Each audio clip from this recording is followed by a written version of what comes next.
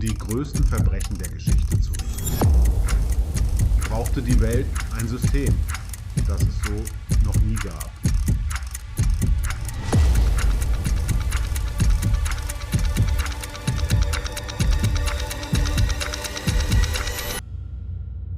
Exakt 218 Tage. Das Ende eines Diktators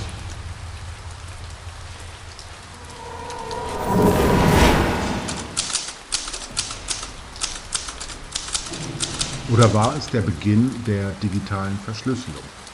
Deutschland lag am Boden, der große Diktator war tot. Doch die Siegermächte hatten einen ganz anderen Plan für die Verlierer. Sie verwandelten den Nürnberger Justizpalast in ein gewaltiges technologisches Hauptquartier.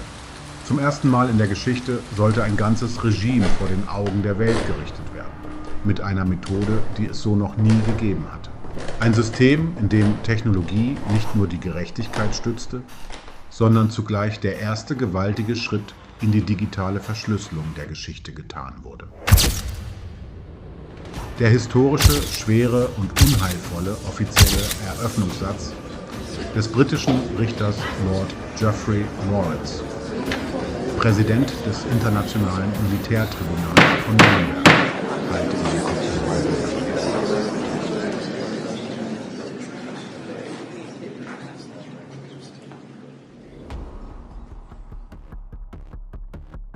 In dem eine Maschine zum allerersten Mal eine simultane Mehrsprachigkeit in Echtzeit verwirklichte.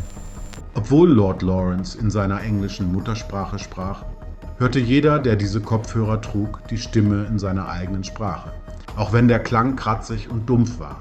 Dies war einem System zu verdanken, das in dieser Form noch nie zuvor existiert hatte.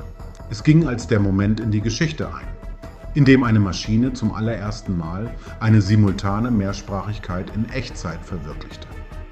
Der Gerichtssaal war weitaus beklemmender. Er ist kein Soldat, er ist ein Verbrecher. Die Angeklagten, das ist kein insbesondere Krieg. Hermann Das ist ein Göring, Massaker. sprachen Er oder ist nur ein verstanden faschistischer nicht. Henker. Für sie war dieses IBM-System kein Wunderwerk der Technik, sondern eine Verschwörungstheorie. Lügen, das ist Historische Siegerjustiz. Aufzeichnungen belegen, dass Göring in Momenten, in denen er eine Manipulation seiner Worte vermutete, sich immer wieder wütend die schweren Kopfhörer vom Kopf riss.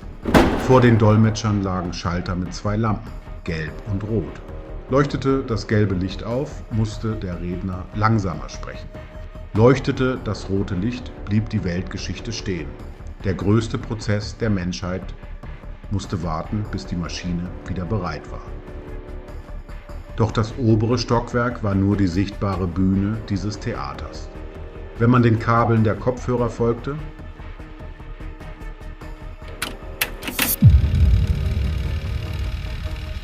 stieß man einen Stock tiefer auf das wahre mechanische Herz dieses Systems. In der Dunkelheit des Justizpalastes, viel tiefer, fernab der Kameras und Blitze, ratterten die Maschinen, die menschliche Geschichte in reine Daten verwandelten.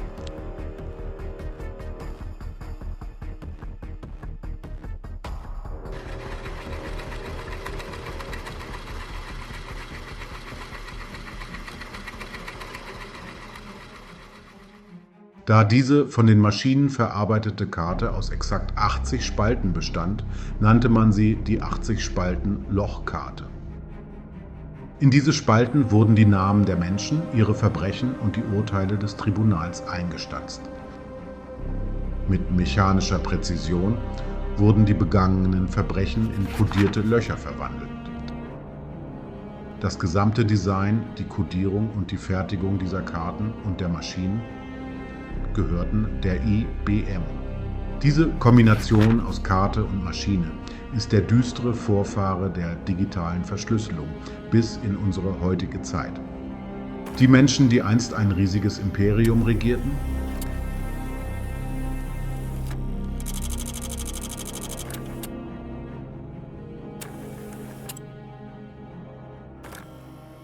ihre Taten, ihre Namen und ihr Schicksal wurden für immer in Lochkarten eingestanzt. Sie sind nicht länger Individuen, Sie sind nummerierte, sortierbare Verweise in einem analogen Netzwerk.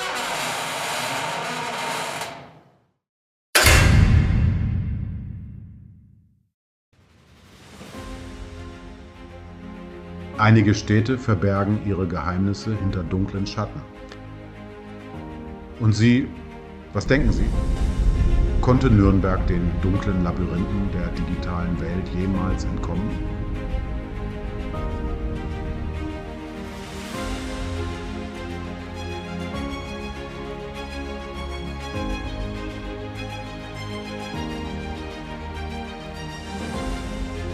Echt jetzt?